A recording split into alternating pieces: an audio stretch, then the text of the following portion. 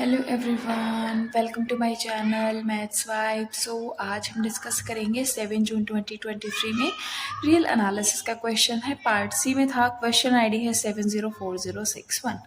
Late X N is a sequence of positive real number if sigma N is 1/n x1 plus x2 plus X N then which of the followings are true. हमें बताना है कि इन चारों में से कौन सी statement हमारी true होगी। और जो एक्स एन हमारी सीक्वेंस है वो हमारी पॉजिटिव है, सभी एक्स एन ग्रेटर देन 0 है। सो इतना पता है कि फर्स्ट ऑप्शन हम डिस्कस करते हैं। फर्स्ट ऑप्शन में कह रहा है कि if limit superior of X N is L and X N is a decreasing sequence then limit superior of sigma N is also N. So हम फर्स्ट ऑप्शन में कंसिडर कर लेते हैं कि जो एक्स एन है वो हमारे डिक्रीजिंग सीक्वेंस गिवन है। जब एक्स एन हमारे डिक्रीजिंग सीक्वेंस गिवन है सो एक्स वन हमारा एक्स टू से बड़ा होगा, एक्स थ्री से बड़ा होगा, एक्स एन से ये सब बड़ी होंगी। बट एक्स एन हमारी पॉजिटिव सीक्वेंस भी है तो एक्स एन हमारी 0 से बड़ी भी होगी। इससे ये पता चला कि जो भी एक्स एन है वो हमारी बाउंडेड है। एक फर्स्ट हमारी एक्स वन पता चल गई, 0 और एक्स वन के बीच में जो एक्स एन सीक्वेंस है वो हमारी बाउंडेड है। सो यहाँ से पता चल गया कि जो एक्स एन सीक्वेंस है वो हमारी बाउंडेड भी है और डिक्रीजिंग भी गिवन है। अब कोई भी सीक्वेंस हमारी बाउंडेड भी है, डिक्रीजिंग भी है तो वो हमारी कन्वर्जेंट भी होगी। एक्स एन हमारी कन्वर्जेंट होगी। जब एक्स एन हमारी कन्वर्जेंट होगी तो उसका लिमिट सुपीरियर और लिमिट इन्फीरियर की वैल्यू सेम आएगी। क्वेश्चन ऑप्शन में दिया गया है कि लिमिट सुपीरियर हमारा एल है। इससे पता चला कि जो एक्स एन सीक्वेंस है वो हमारी एल को कन्वर्ज कर रही है। जब हमारी एल को कन्वर्ज कर रही है सो बाय कॉशी फर्स्ट थ्योरम क्या कहती है कि इफ, इसी में देख लेते हैं सिग्मा एन किस तरीके से डिफाइंड है, x1 plus x2 plus xn। Cauchy first theorem कहती है कि अगर कोई भी सिग्मा एन, कोई भी अनदर सीक्वेंस इस तरीके से डिफाइंड होगी तो सिग्मा एन उसी पॉइंट पे कन्वर्ज करेगी जहां पर xn कन्वर्ज करेगी। अब यहाँ पर xn हमारी l को कन्वर्ज कर रही है। इससे पता चला कि जो सिग्मा एन सीक्वेंस है वो भी हमारी l को कन्वर्ज कर रही है। जब सिग्मा एन सीक्वेंस भी हमारी एल को कन्वर्ज कर रही है तो सिग्मा एन का लिमिट सुपीरियर, लिमिट इन्फीरियर ये भी एल ही होंगे। सो फर्स्ट ऑप्शन में यही बोला गया कि अगर लिमिट सुपीरियर हमारा एल है एक्स एन का और एक्स एन डिक्रीजिंग सीक्वेंस है तो लिमिट सुपीरियर सिग्मा एन का भी एल ही होगा। सो फर्स्ट ऑप्शन हमारा करेक्ट हो गया। सेकंड ऑप्शन को हम चेक करने के लिए क्या करते हैं, सेकंड ऑप्शन में कह रहा है कि अगर किसी भी एक्स एन सीक्वेंस का लिमिट सुपीरियर एल है तो limit superior of sigma N L होगा। और अगर limit superior of sigma N अगर हमारा एल है तो limit superior of X N भी एल ही होगा। हम कंसिडर कर लेते हैं, हम एक्स एन हमारी कोई भी सीक्वेंस कंसिडर कर लेते हैं 2 + -1 raise to the power N. So X N किस तरीके से डिफाइंड हो जाएगा, 3 if N is even and 1 if n is odd। तो लिमिट सुपीरियर क्या हो गया, limit superior of X N क्या आ जाएगा,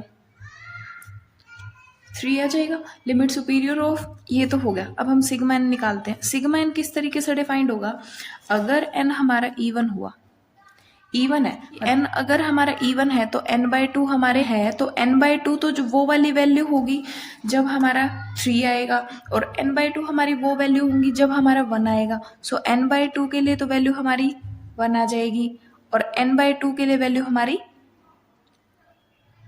3 आ जाएगी और ओवरऑल वैल्यू अभी 1/n है क्योंकि ये ओवरऑल सभी टर्म्स का सम आ रहा है ना। नेक्स्ट, अगर n हमारा ओड हुआ मतलब जो n है वो हमारा 2k + 1 टाइप का मेंबर है तो n/2 के लिए तो वैल्यू हमारी 3 आ जाएगी और n/2 जो बचे हुए n/2 हैं उनके लिए वैल्यू हमारी 1 आ जाएगी और ये हमारा 1 हो गया। ओवरऑल 1/n चल ही रहा है साथ में, ठीक है। क्योंकि n हमारा इवन था तो n = 2k टाइप का मेंबर था। सो k के लिए हमारी ये 1 वैल्यू आएगी और k के लिए हमारी 3 वैल्यू आएगी। सिमिलरली हमारा इसमें हो गया। अब सिग्मा एन अगर हम देखें as n tends to infinity, इसमें देखें n जब इवन होगा तो n/2 और 3n/2 है तो ओवरऑल क्या हो जाएगा 4n/2 that is 2n। n से n गया तो 2 हो गया। सो सिग्मा एन की जो वैल्यू आ जाएगी वो आ जाएगी हमारी 2 और नेक्स्ट केस में आ जाएगी हमारी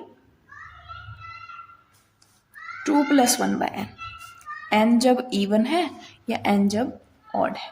सो सिग्मा n का जो सिग्मा n कहाँ कन्वर्ज करेगा, हमारा जो सिग्मा n है वो कहाँ कन्वर्ज करेगा 2 पे।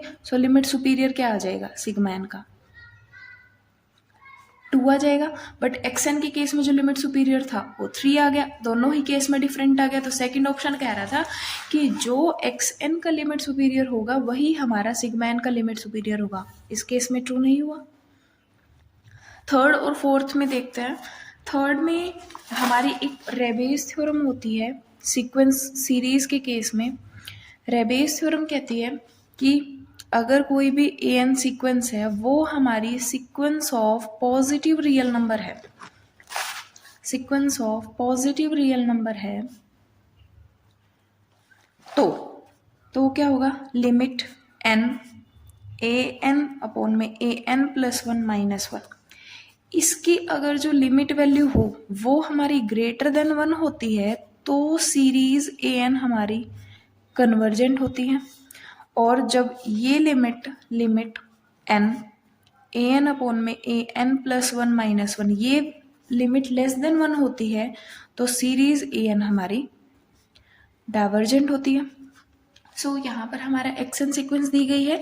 ये वैल्यू जब भी अब लिमिट अगर ये लिमिट एग्जिस्ट की तो लिमिट सुपीरियर भी वही होगी, लिमिट इन्फीरियर भी वही होगी।